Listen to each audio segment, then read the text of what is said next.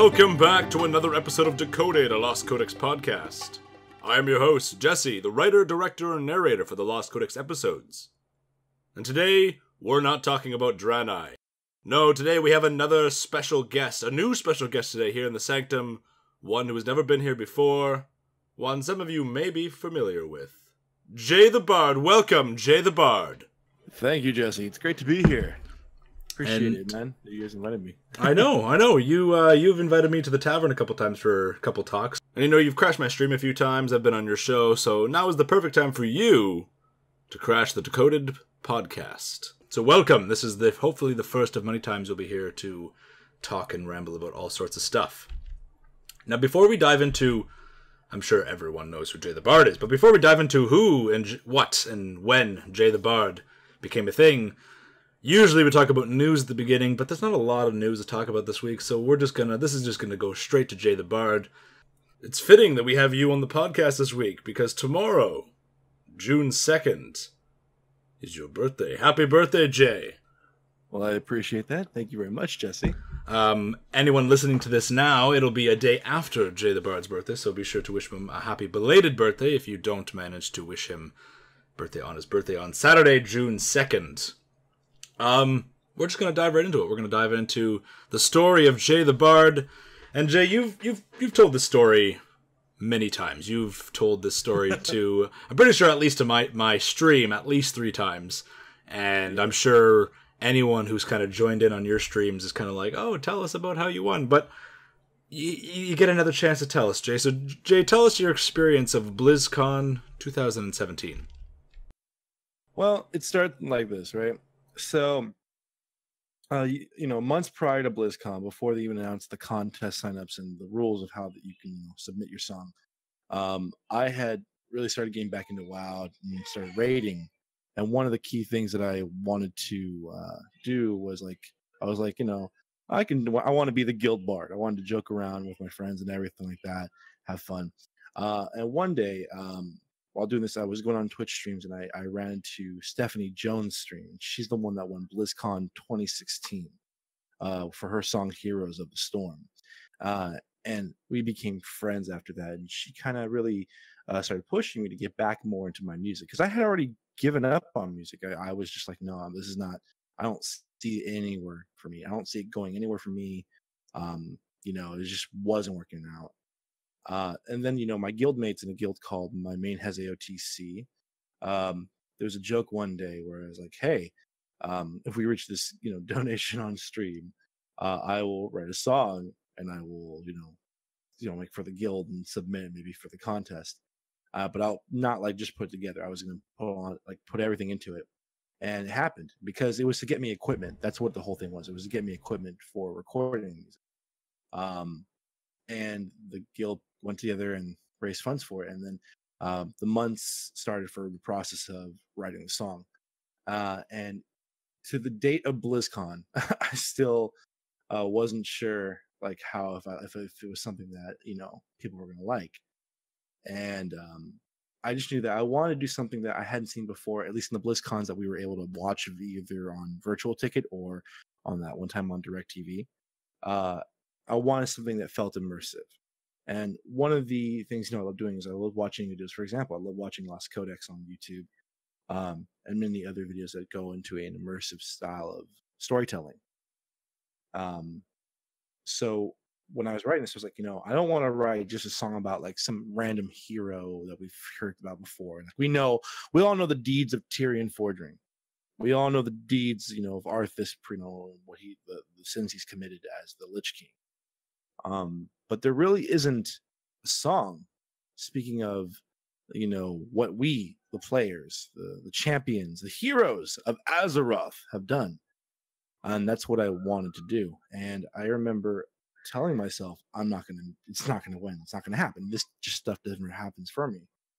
And I remember waking up, it was October, first week of October in the morning. And it wasn't the morning. I remember waking up at 2 p.m. and I'm looking at my phone barely. My eyes are still blurry, and I see this little email from BlizzCon contest manager. I'm like, oh, here's the letter that says, we appreciate your submission, probably, and but you weren't chosen, blah blah blah. And then I remember reading it saying finalists, and I was like, what? And I jump out of bed screaming, and I'm like, I'm going to BlizzCon. So that was what led to me like reacting to that. And then of course, for those of you that watch BlizzCon, got to go perform that night, and I was nervous as all hell. I was nervous during the rehearsals, but I gotta say, even those rehearsals before the performance, the guys back there like have no fear, and of course Stephanie, of course, very kind and supportive. Stephanie, who went there and won third place last year, she kept saying that she would love to see me win first place, and she was so supportive. Even the guys in Have No Fear, like just rehearsal, they kept saying, "Nah, man, you won this. You already won this, and this was just rehearsal night." And I'm like, "Nah, dude, I'm like, I don't sound half as good as you guys do." And they were just so kind about it. And when it happened, it blew my mind. I never thought I would go to my first BlizzCon, for one, on basically Blizzard pulling me out there, flying me out there, paying for my hotel. And then being able to perform, it's still to this day something that just gives me chills, and a very, very emotional night for me. That's like one of the coolest parts about the whole thing is it wasn't just you didn't just win the BlizzCon competition. It was your first BlizzCon, and what a first BlizzCon that was to attend in person. And for anyone who's heard Jay and I talk about BlizzCon before, you might have heard about how Jay and I met. But for those of you who haven't, I'm gonna retell that story. So anyone who goes to BlizzCon knows that BlizzCon happens during the day, but at the night there's all these parties. And the night before BlizzCon starts, there's a party called Con Before the Storm. And last year, BlizzCon 2017. At the Con Before the Storm party, so this is Thursday night, BlizzCon hasn't even happened, we know nothing about Battle for Azeroth, nothing about anything. And we, the Lost Codex, get our own little meet and greet tables, which was awesome. We didn't expect to, and when we got invited, that was really, really cool. So we're sitting there, and we're actually having people come up and talk to us, and some people want autographs and stuff like this, and they want to just geek out with us about our channel, which was so amazing to have people recognize us and come up to us. And then up comes this guy wearing a black beanie. Jay the Bard comes up and says, "Hey guys, just wanted to let you know that you guys inspired me to kind of do what I do with my podcast and everything. And you mentioned your podcast first, and I was kind of like, whoa, like we inspired you. That's amazing. And you were in a little bit of a rush, and you kind of you took a card, you shook our hands, and then you kind of ran off I realized later why you were in a rush." But about 10 minutes later, you come running back and you're like, "Hey guys, can I get a picture with you?" And I said, "Yeah, sure." So we get a picture, and you said, "I'm sorry I have to run, but I have to go do a rehearsal. I'm in the BlizzCon finalists for the talent contest." And I was like, "Whoa!" I don't think you said finalists. You just said you're in the talent competition. And I remember not realizing how the talent contest worked. And honestly, I thought it was sort of like an American Idol kind of thing. Everyone just goes on stage, does an act, and people vote for it. And so Jay tells me I'm in the talent contest, and I remember thinking, "Oh my god, that's amazing! What do you do?" And he said, "I sing tavern songs. I'm a bard." And I thought, "Oh man, that's really cool. I'm going to be cheering for you." Knew nothing about what he could do. He liked me, so therefore I was a fan of Jay the Bard. And off Jay the Bard runs, and you were our first official selfie with a stranger, which was kind of cool. Or it wasn't a selfie. We got a picture. Someone else got to take a picture of it, and I'll put that picture up on screen here for you guys watching this on YouTube. So that was Calm Before the Storm. Didn't see, and funny thing enough, this was the Thursday night. I never saw Jay again after this. Like we have not seen each other face to face since that night. The next night, which is the talent contest night, I'm standing in line at the Diablo demo, which was just a little custom level designed for people to play at BlizzCon. So I'm standing in line, and I hear Chris Hardwick scream, "Jay the Bard." And I thought, oh, I know that name. So I turned to look up at the screen, and I was watching it. And Jay comes walking out, and Jay starts singing. And I remember thinking, okay, here we go. And I remember cheering loudly for him, and the people behind me in line We're like, oh, you know him? And I said, oh, kind of. Yeah, I met him yesterday. And then Jay starts to sing, and it was like, holy shit. This guy's like, not that I doubted he had any skill, I just didn't know. It was like, hey, I'm in the talent contest, and I thought, okay, it's just a blind talent contest. Anyone and everyone can enter, and they choose the good from the bad, but I was going to support Jay no matter what.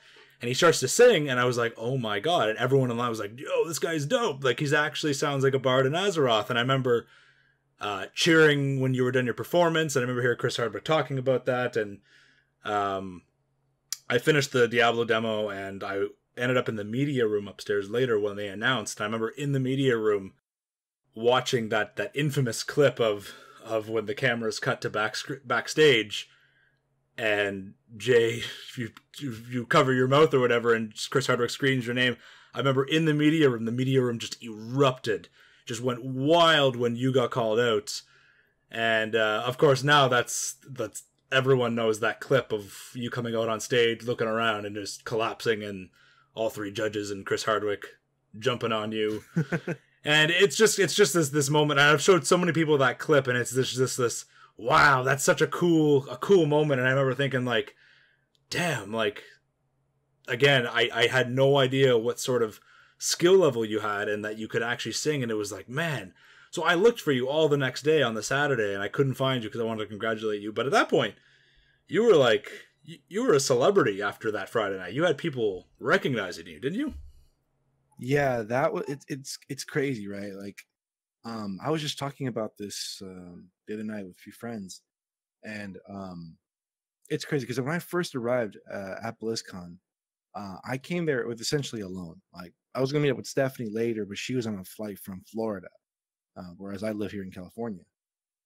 And like, I walked around. I had a friend that I met up with later on that lived in the area, but I was essentially there alone and didn't know anybody. And so the next day, heck, at night when I came out and everything, it was just like a life-changing moment. And it's funny because, like, with the whole thing, like, the people say, like Sarah says, I never tell people I'm like famous. I'm like, I'm Blizzard famous. And what I mean by that is I'm known amongst like a lot of Blizzard employees, which I found out.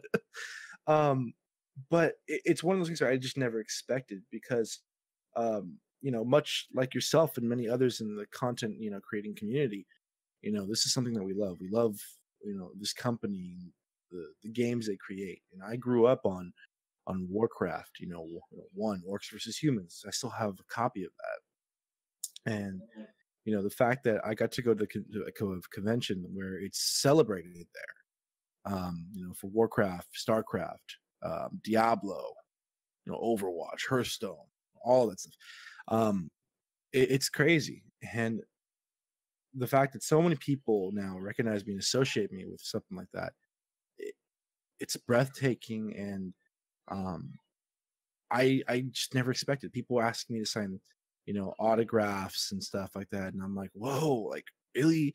And it's every time I would think that, like, okay, what if this is just for the weekend, I'm happy with this. Like, I am satisfied. I got to play a song at BlizzCon.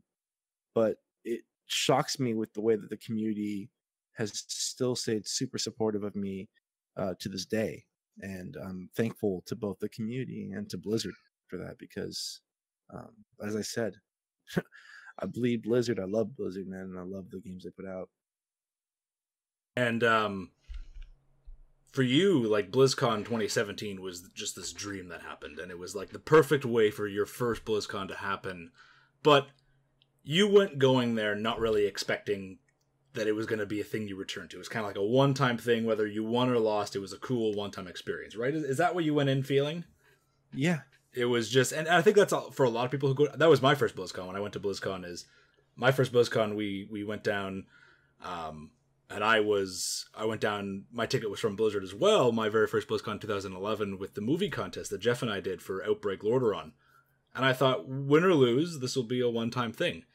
And just like I did, I'm pretty sure, Jay, you realize that you don't want this to be a one-time thing. You suddenly, BlizzCon looks like something you have to return to. There's more stories to unfold. And so you're going to BlizzCon 2018, if I'm not mistaken. That is correct. BlizzCon 2018, and I mean we are 5 months: July, August, September, October. That's July. correct. We are so close. We are 5 months away from BlizzCon 2018. Lost Codex and Jay the Bard reunion coming to you live this November, Anaheim, California. And Jay, what are some goals for 2018 for you? Not only just in personal, like as a bard, but just as a returning attendee. Let's talk about first as a returning bard. What are you doing for BlizzCon? So, just to go back to BlizzCon 2017. BlizzCon 2017, nothing can top the emotional attachment I have to that, my first BlizzCon. But going into BlizzCon 2018, I believe this one will be the most fun BlizzCon. And with that in mind, I do plan on submitting a song for the contest again this year. Once the rules and how the submission is going to work go up. But I'm looking to actually go around and enjoy everything if possible. I want to be able to actually attend like the WoW head party because I missed most of that and most of Con Before the Storm because of the rehearsals and such. But there's a lot of things that I'm looking forward to, meeting a lot of people who I've become friends with, obviously re-meeting and reuniting with you, of course.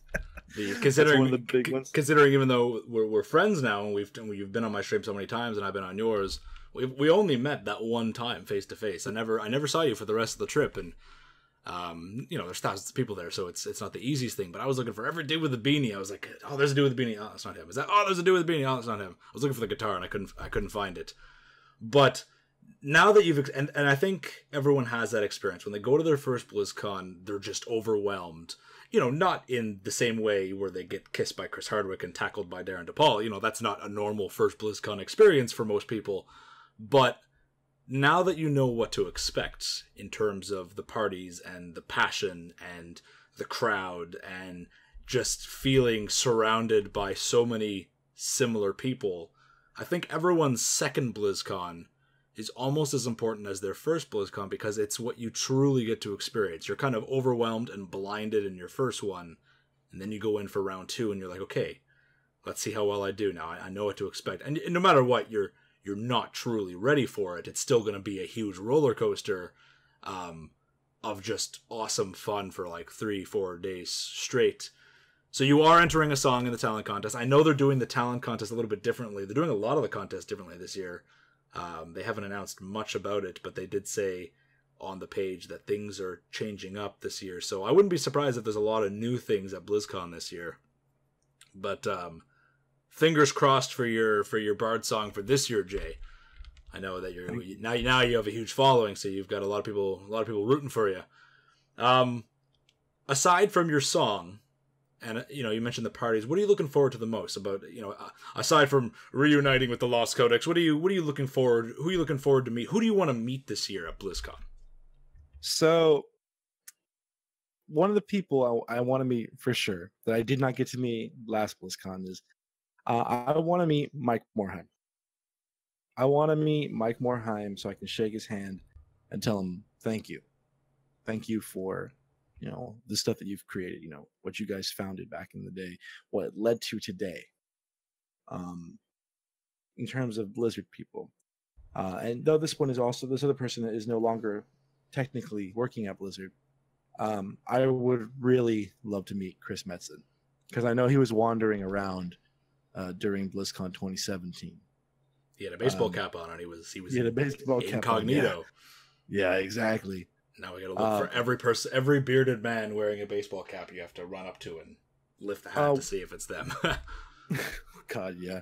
One of the cool things too is, the amount of it's like you said, I never also saw myself like after BlizzCon. I didn't think I'd become friends with a lot of people in the content community. Like you and I, met, so you and I hit it off and everything, and we, I've appeared on your streams. You've been on my show. Now I'm on your show. And I've done, of course, the voice acting, the voice of Sargeras. Oh man, I forgot to mention that. So, for those who don't know, I'm sure everyone listening by now knows of the little hiccup we had a couple months ago with YouTube and how we ended up in YouTube jail. And the ridiculousness of the whole situation was we were being slapped with an issue, not exactly a copyright issue, but what's the word I'm looking for? Not copyright, duplication issue. And here's the kicker. They wouldn't tell us what we duplicated. They wouldn't tell us what video violated this offense. They wouldn't tell us what we did wrong. The only thing they said is, keep in mind that it's not just acceptable to get permission from someone, you also have to make sure it's not copyrighted, blah, blah, blah. And I said, okay, well, can you tell us what we did? And 3 times, YouTube did not give us an answer. Pretty much, you're guilty. Trust us, you're guilty. Wait the 30 days, but we're not going to tell you what happened. And I was just so stunned. Like, I had people at Blizzard looking into this because they were stunned. They couldn't believe what was happening. So I decided, you know what? I need to tell people. I need to tell people why we're going to be off YouTube for a while. But I need to make it funny. And I decided I would make it a situation where Sargeras, the big bad of World of Warcraft, represents the YouTube corporation. And anyone who saw that little skit we did, Sargeras was voiced by Jay the Bard. And that's just the first kind of appearance of Jay the Bard that's going to be in Lost Codex videos. We'll talk about some other future stuff coming up in a bit. But I forgot to mention that Sargeras was played by Jay the Bard in that one video. So if you haven't seen that, go watch it. And Jay the Bard's impression was pretty spot on. But aside from that, Mike Morheim said you want to meet him at BlizzCon. Chris Metzen, I think because he's out of retirement now, he's almost like it's like a bingo card, and now people are really looking for Metzen because he's such like a rare person to see at BlizzCon. It's going to be even more people are looking for him. Mike Morheim is super chill to talk to. I got to talk to him my second BlizzCon. He was just standing there, just by himself. I was like, oh my god, that's Mike Morheim. And I went up to him, and I said, Mr. Morheim, pleasure to meet you. I just wanted to thank you for all of this. I said, this is your convention. These are your people. This is so cool. And he looked at me and he shook his head. He's like, no, these aren't my people. These are our people. This is our convention. And I was like, wow, that was the most wholesome thing I ever heard. I'm going to get that tattooed on my chest. It was really cool. And he was just so down to earth to talk to him. So I really hope you get a chance to meet him, because he's really awesome to talk to. And I know we rode the elevator with his parents, actually. And because it said, I don't remember their names or relatives of some kind, because it said so-and-so Morheim. And I could be wrong. Maybe it's not his parents, but their BlizzCon badges said, whatever their names are, blank and blank Morheim. And it was like a VIP or a Blizzard badge. And they were an older couple. And this was back in 2014. And we were at an elevator with them. And I saw their BlizzCon badge when I was getting out of the elevator. And I turned around and I waved at them and I said, by the way, we love your son. And they both started laughing as the door closed. And my group looked at me like, who is that? I said, I'm pretty sure that was Mike Morheim's parents or relatives of some kind, because it was funny. But aside from Morheim and Metzen, the two M's, who else do you want to meet? Community-wise, Blizzard-wise? For the Blizzard-wise, it has to be, of course, I have to meet Terran, for one. Every year, just because he's so active on Twitter and everyone he represents his team, everyone knows who Terran Gregory is. And it's just, if you see a crowd at BlizzCon in the parties, chances are Terran's in that crowd somewhere. And I remember BlizzCon 2016, sorry, he comes up to me, he's like, hey, I'm heading over to my friend's room if you want to come jam. And I said, sure. So we walked from the Marriott to the Hilton, 5-minute walk. Took us 35 minutes to get across because everybody stopped him. And I was hanging with one of his friends there, and they're just like, man, every year it just gets worse and worse. Just he becomes more and more recognizable. And because, he's on stage doing the panels, it's, Terran Gregory is, and also he's just so easy to talk to. Everyone comes up. If you never met Terran and he doesn't know who you are, he's the first person to be like, hi, how's it going? So Terran is a guarantee, a must on your list. Well, I'll definitely be, I'll be with you if I need to look for him. Apparently, his spawn times.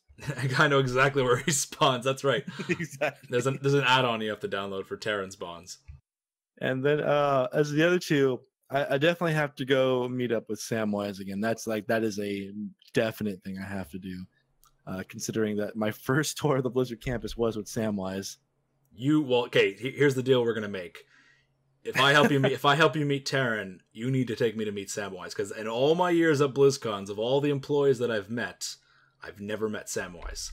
And I need to tell Samwise the origins of the Lost Codex, because he plays a role in the origins of the Lost Codex. And he's one face. I've seen him. He was walking with the lead singer of Cannibal Corpse through the Hilton lobby, but he had an entourage with him, and I wasn't going to jump in the middle of that. So if I'll bring you to Taryn, you bring me to the Panda King. For sure. And of course, the last one, this is someone who, became very important, especially with the events of, after my performance, Gary Plattner. Gary Plattner, I don't think I've met him face to face either, but I remember, what BlizzCon was it? BlizzCon 2015. They announced Legion at Gamescom earlier that year in August, about 2 months prior, and I was sitting in the crowd at BlizzCon 2015, and they were talking about the zone overview of Legion, and they were talking specifically about Azuna. And Gary Plattner was on stage talking about Azuna, and I've never seen someone so passionate about the level design of a game. Like I've of course every Blizzard employee out there is passionate about what they do, but to see him on stage and hear him talk about the trees and the layout and the ruins of Azuna was really like the crowd. He just had the crowd's attention. Everyone in the crowd was listening and watching the screen. And it was, there's a lot of powerful speakers at BlizzCon and a lot of entertainer speakers. And then, the big booming voices like Ben Brode.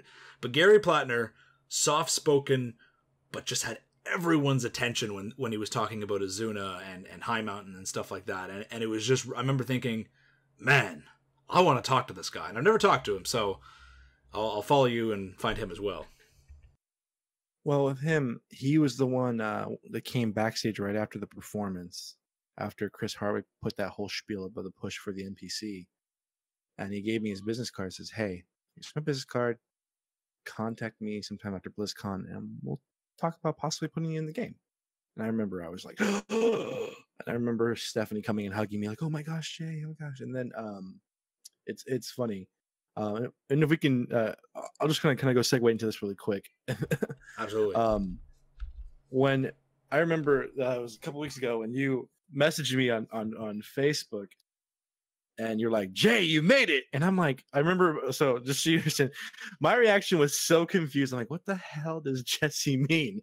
I'm like, I remember you were like just like about, I think you just finished streaming. And I'm like, does he mean like I made it back to a stream for the first time in forever because of my work schedule? Is that what you're talking about? And they're like, no, you made it. You're in the game. And I'm like, what? And I remember when you showed me everything, I lost my mind. But the first thing I did was message Gary, and I remember his reaction to it was he's like, "Oh, I'm so glad you found it. I didn't want to tell you. I wanted it to be a surprise."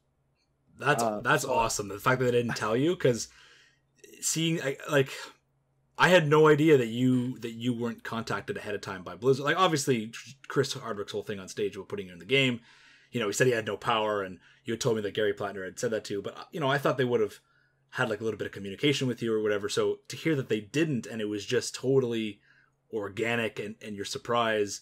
And shout out goes to Chandran in my Discord. Chandran and Sola both came across Jay the Bard in game on the beta. Tell everyone where they can find you, specifically in Battle for Azeroth. It's in Borealis. And the cool thing is, I don't know the full details around this part, but apparently I have my own tavern. That's what people have been calling it. They've been calling it because of the podcast, the Bard's Tavern. Oh, cool. That's what the nickname I've seen on the forums is, the Bard's Tavern. And it's funny that you mentioned also Soul, because Soul actually messaged me when I was on stream the other day.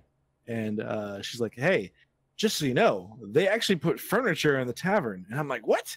So I go look around and I look at these pictures and I'm like, "Oh my gosh, I really love how it looks inside. Like, it's very seaworthy kind of tavern. That's what I love. It looks very piratey and themed and exactly what I expect for but I love it."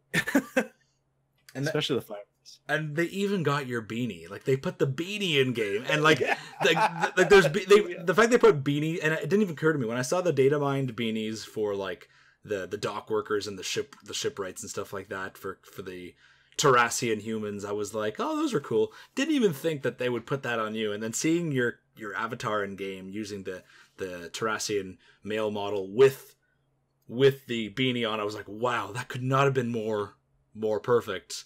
The only thing they're missing, and I don't know if that's possible, is the sunglasses. If they can get the sunglasses on, there's that final cherry on the cake kind of thing. But the fact that, you know, you got put in game because Chris Hardwick being a goof on stage, it's that, I think that's everyone's dream, is to be in game in some way. Oh, yeah. And in your first BlizzCon, you had so many things just crossed off your lists in one go.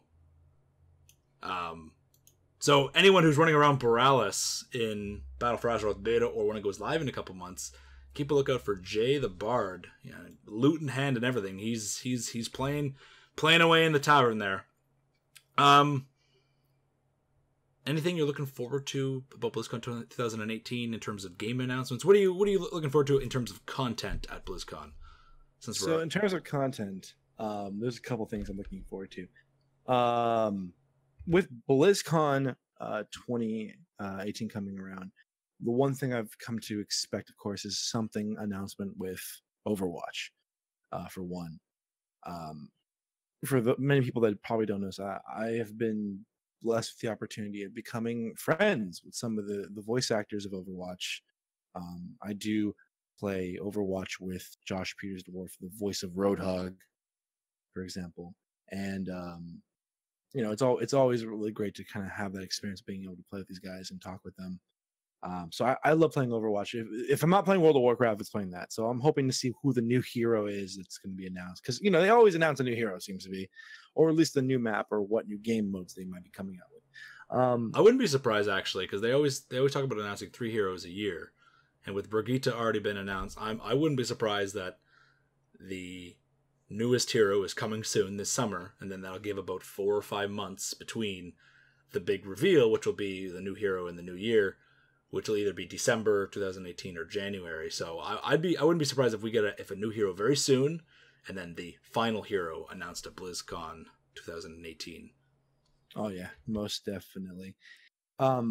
With other games aside from Overwatch, I'm really hoping to finally see some more details. I'm sure we will for World of Warcraft Classic. And I'm in the same boat, because I'm curious. Every time there's a Q&A stream with Ian and Josh Allen, everyone always is asking, and like the Twitch chat is just garbage, but everyone's just asking, like, what about Classic? What about Classic? And Blizzard has said, like, we're building a team for this, but I don't think people realize that it's not something coming soon. Like, this is still a good amount of time away. There's a lot going into this project, and Blizzard's dedicated to it, but I wouldn't expect like a 2019 release, to be honest. 2020 maybe, but I would expect some news, some updates that they can give, but I'm not sure if there'll be a whole lot to talk about, because what can you talk about re-releasing Classic servers if you're not that far into the development of it? And because they said it's a couple years away, I'm very curious to see, okay, what can they possibly talk about at BlizzCon? So I'm glad that we were able to bring this up now, because I remember when I had you as a guest on my show, we were talking about this, right? We were talking about possibilities of WoW Classic. And one of the things that I remember bringing up with you about it, because I brought it up with a lot of people too, was what is the incentive for players who didn't really play vanilla, or for players who are competitive, playing, who are mythic raiders and such? What's the incentive for them to come play WoW Classic? And I remember throwing an idea at you with this was, I said, I can see Blizzard doing something where you do an achievement or certain something in WoW Classic and may unlock a transmog or something in live, the main game, retail WoW. And we've actually seen something in World of Warcraft retail, it kind of may show that they might possibly do that. And that was the first thing was the I forget what the actual event is called. It's the Ankaraji event in that we've had like now. It's gonna be every year. You know, or I think it's in January, and you have to fight over Silithus, and your faction flag gets to hang. Exactly. So with that event recently that came, a new event this past year, we saw something new. They updated the models of the battle tanks. Now, granted, these ones are temporary ones for players. However, from what I understand too, the updated black one was actually a permanent one for people, that 3% of the community still that plays, that owns, you know, the Scarab Lord title and the Black Karaji tank from back in the day. So I could see them, you know, looking at this as a possibility. Maybe they might be willing to do something in the future for Classic. Now, I could be completely wrong, and the incentive to play, of course, WoW Classic should be to play WoW Classic, of course, for players that are not familiar. But I can't help but seeing that being utilized in a way to draw players from retail WoW to come give WoW Classic a try. Like, you know, like let's say, especially with the way the system is working, you know, if you're doing a 40-man raid for Naxxramas, and you know you have to get loot council, kind of figure out who's going to get, you know, the corrupted Ashbringer once it drops. You know, maybe they're going to be like, hey, you got corrupted Ashbringer. It was decided that you were going to get corrupted Ashbringer, so you will unlock a transmog for corrupted Ashbringer in retail WoW. You won't be able to pull the, you know, Scarlet Crusade story effect of it, but you can have the appearance. And maybe, you know, for players who earned it rightfully in WoW Classic, give them something that no other player can get. Like give them like a title like the Scarlet High Lord title, I think would be a cool one. But again, these are just ideas thrown out there. I am curious to see if they'll do like a crossover between World of Warcraft and Classic, to see if anything like that, because there is that whole nostalgia of I earned it back then, no one else should have it. But you know, it's that's a delicate mindset to have, because taking away rewards in game and locking it from players has its benefits and problems with it. And I think that everything should be obtainable in some sort of way, whether it's a huge amount of gold, whether it, you know, let people, if they rightfully earn it, earn an achievement to go with it to lock it. But you know, people can still buy some of those old mounts that were taken away in Wrath of the Lich King and stuff like that through the black market auction house if they want to drop like 1 million gold on it. So I'm interested to see if Blizzard entertains the idea and what the community's response is, and like an actual discussion. Right away there's going to be people who shit all over the idea and get really angry and really upset, but offer, if you don't like it, tell Blizzard why you don't like it. Tell people why you think it's a bad idea. Don't just say, I earned it back then, everyone else sucks nowadays. No, that's not a viable reason.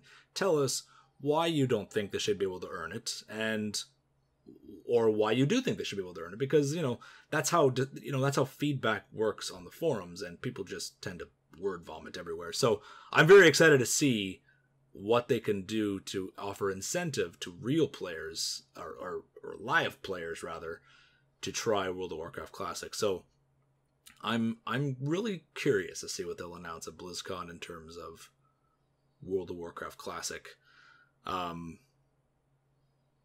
I don't think it's that far along, but we'll see. You know, that came out of nowhere, so who knows what they've got up their sleeve. We are running out of a time here, so we're going to kind of jump ahead a little bit. You're doing some collaborations, and obviously have you put out the final version of your winning song yet? That collaborates everyone yet, or is that still not yet released? That is just waiting for a day for me to really have off to actually record it and such, because right. You know, trying to get the podcast out and working and then doing other things has just been so tiring. So I'm hoping within the next maybe 2 weeks to have it out. And that one has a collaboration with a whole bunch of people on it. Did you want to mention that, or do you want to keep it? Do you want to keep it a secret? I like to keep most of it a secret. There have some people who have been able to hear like little, like, you know, teasers of it, but we did give a little like treat to a certain streamer last night who had us, you know, play on their stream for St. Jude. So they got a little taste of it, but we're gonna leave it as a secret until the time comes. Awesome. Well, so everyone look forward to that, and that's the winning song that Jay sung at Blizzcon. He's putting out an official version of it, but it's collaboration with some other content creators. So keep an eye out for that. A little project that Jay and I are working on that we've been keeping under wraps that we just need to finish, but we haven't told much people about, is we're working on a song. Should we tell them the song? Go for it. So we're working on a song based on the history of dwarves, specifically the War of the Three Hammers. And the War of the Three Hammers is a very important event in dwarven history, and we, Jay's whole aesthetic when it comes to being the bard is, you think of those dwarven songs in Lord of the Rings and The Hobbit and stuff like that. And we both thought it would be really cool to sing this historical retelling of the War of Three Hammers that maybe has different verses sung in different kingdoms. So the Ironforge tend to, there's a verse that everyone sings, but maybe the Ironforge are particular to one verse, and the Dark Irons are particular to another, and the Wildhammers. And now that they're all united, we get Dark Irons as an allied race. Jay and I figured this is a great song to work on. So we have the beginning done, and we're working on getting that out there. So it's going to be a collaboration between Jay and I on that one. Other collaborations, Jay, you and I, anyone who's tuned into our Jay streams or even my streams will know that I love writing parodies. And Disney parodies are my weakness. I absolutely love World of Warcraft Disney parodies. And specifically, I've written parodies to Never Had a Friend Like Me. Rewrote that into Never Played a Class Like Me. I've written a parody to Prince Ali, and it's called King Magni, and it's about my favorite one. That's the one Jay absolutely loves, and he sung that a few times on stream. And the other one was Make a Dwarf Out of You instead of Make a Man Out of You. And they're like, I wrote those before I even got into Machinima, and they're like my little pride and joy, because they, not to toot my own horn, but I love the way they sounded. And hearing Jay sing King Magni was just perfect, because it sounds, hearing myself sing it, all right, it's fun to sing along to it, but hearing someone else sing it, I was like, man. So we're hoping to get, that would be cool as like a collaboration, to get that officially recorded and out. So keep an eye out for that.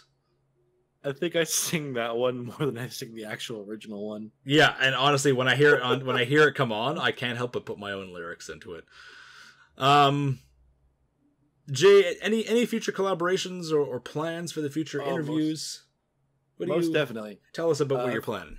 So one collaboration that we did recently, and it had an amazing amount of feedback. I got to work with Silver Latomi, who is known for a lot of WoW parody songs, or Blizzard parody songs in general. She's an amazing singer. She's got an angelic voice, and we collaborated together to do a cover of Invincible. And it was awesome. World of Warcraft Twitter retweeted out, and we even had the honor of Russell Brower, who was one of the composers for the music. He liked it, retweeted it, and the same thing with Neil Acree, the one who wrote the lyrics. So I was like blown away by that. But we have other huge projects that we are working on together. Like that was our first one together, and it was a success for people. But other collaborations I'm looking forward to is, of course, more lore-based songs. Working with you guys, of course, in Lost Codex. And upcoming interviews, we have more Overwatch interviews to come. So stay tuned on that. Speaking of lore songs, and this would be cool to see, I don't know if we see it in game, but they're a little bit of spoilers for Battle for Azeroth, but not really. As we all know, Jaina returns home in Battle for Azeroth to Kul Tiras, and anyone who read the Jaina comic recently knows that Jaina's not liked at home. She's not welcome back in her capital city of Borealis. Mom's not happy with her, no one's happy with her, and if you haven't played Warcraft 3, it's because she helped the Horde kill her dad. Funny, considering her perspective on the Horde now, but they actually, in the time since she's been gone, they they being the Terrassians, have actually written a little bit of a poem or a song about her called The Daughter of the Sea, and the lyrics are in-game. I don't know if there's a musical version to it, so I'm going to do some research, but it'd be cool if it's just written words, and Blizzard hasn't put out any audio for it. It'd be kind of cool to see your interpretation of that, Jay. I'll find it in-game and send those to you, but we'll see if it comes up anywhere, because Blizzard loves putting in some sung lyrics, and they did one for Mists of Pandaria, where I believe it was Lore Walker Cho sings,